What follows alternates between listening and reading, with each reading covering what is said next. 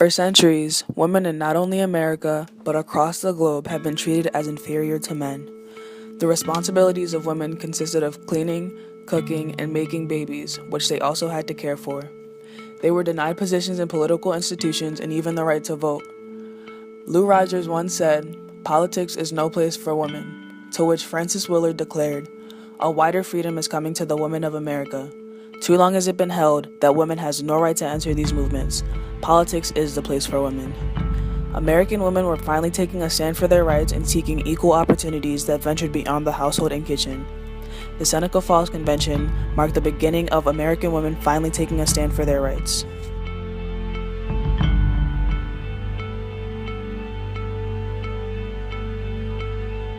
This was the first organized women's suffrage gathering, and really the beginning, therefore, of the long struggle which lasted, until 1920, really, for the right to vote for women. The Seneca Falls Convention was the very first women's rights convention that was held on July 19th and July 20th in 1848. It was held in Seneca Falls, New York, hence the name, and took place in the Wesleyan Chapel. The church was a local haven for anti-slavery activity, political rallies, and free speech events. The convention was organized by 7 women. The 3 most important were Lucretia Mott, a Quaker and abolitionist, Elizabeth Cady Stanton, an American feminist, and Susan B. Anthony, a women's rights activist and social reformer, all of which played very important roles in the history of women's rights. A fun fact about Elizabeth Stanton is that on her father's deathbed, his last words to her were that he had wished she was a boy, and she promised him that she would be as good as one. Lucretia Mott and Elizabeth Stanton first met at the World Anti-Slavery Convention in London, where they first came up with the idea of the convention. The members of the Anti-Slavery Convention had voted to exclude women from the meeting, so Mott and Stanton had to sit in a sectioned-off area where they couldn't be seen or heard. This is where the idea of a convention to discuss women's rights first became a possibility. The two knew that it would be a relatively small convention, but as Mott told Stanton, "It will be a start." Women were being treated like this all over America. They were being taxed without representation, denied employment at their own will, denied a higher education, had all of their property immediately belonging to their husband, had no rights in a divorce, couldn't serve on juries, and most importantly, had no right to vote. All of these disadvantages that the American woman was faced with were highlighted in the Declaration of Sentiments, written by Elizabeth Stanton just days before the Seneca Falls Convention. For insisting a woman's right to vote, the convention was subject to public ridicule, and some feminists even withdrew their support. Lucretia Mott herself was against allowing women to vote and argued with Stanton about it being included in the Declaration of Sentiments. If Stanton would have agreed and then disregarded the need for women to be represented in elections, then American women today would likely still not be able to vote.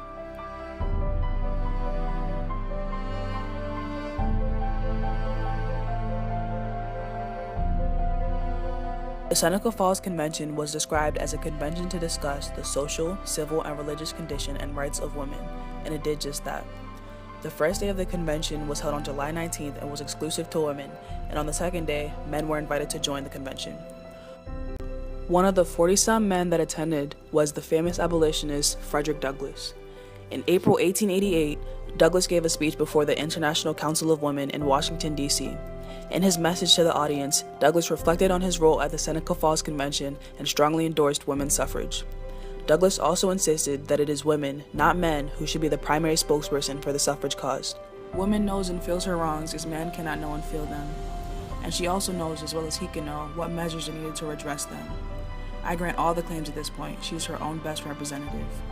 We can neither speak for her, nor vote for her, nor act for her, nor be responsible for her. And the thing for men to do on the premises is just to get out of her way and give her the fullest opportunity to exercise all the powers inherent in her individual personality, and allow her to do it as she herself shall elect to exercise them. On the morning of the 19th, the convention assembled at 11 o'clock. There were almost 200 women in attendance, all of which were urged to join the debate regardless of their level of education. Stanton started off by reading the Declaration of Sentiments that was modeled closely on the Declaration of Independence. It detailed the injustices inflicted upon women in the U.S. and called upon women to organize and petition for their rights. She reread each of the grievances and resolutions often so that there could be a fair debate on all of them. The 9th resolution, which argued for elective franchise, proved to be the most radical, even to Mott. Stanton, the daughter of a lawyer and judge, had studied law in her father's offices and often debated issues with his clerks. She saw clearly that the power to make the laws was the right through which all other rights could be secured. On the second day, both men and women were invited to join the convention, and around 40 men were in attendance. Stanton continued her reading of the Declaration of Sentiments, and by the end of the second day, it was adopted and signed by the Assembly. There were 68 signatures from women and 38 from men, totaling 100 signatures. Even after the convention was over, some of the 100 that signed later removed their names due to criticism. Overall, at the end of the convention, the 12 resolutions from the Declaration of Sentiments were passed, making the convention extremely successful.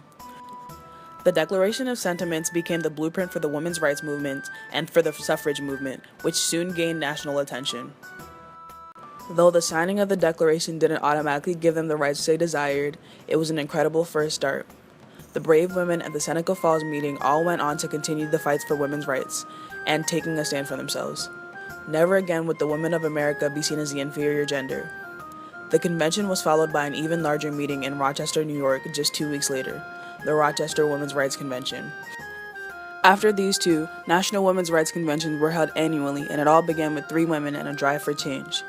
Without the Seneca Falls Convention and the drafting of the Declaration of Sentiments, it is likely that the 19th Amendment, passed in 1920 that granted women the right to vote, would have never happened. The women in America today should remember this event with fondness, as it shaped the future for them and shows them that women too can take a stand for something important. Now, if the first woman that God ever made was strong enough to turn this world upside down all alone, these women together ought to be able to turn it back and get it right side up again. And now, they's asking to do it. And you men,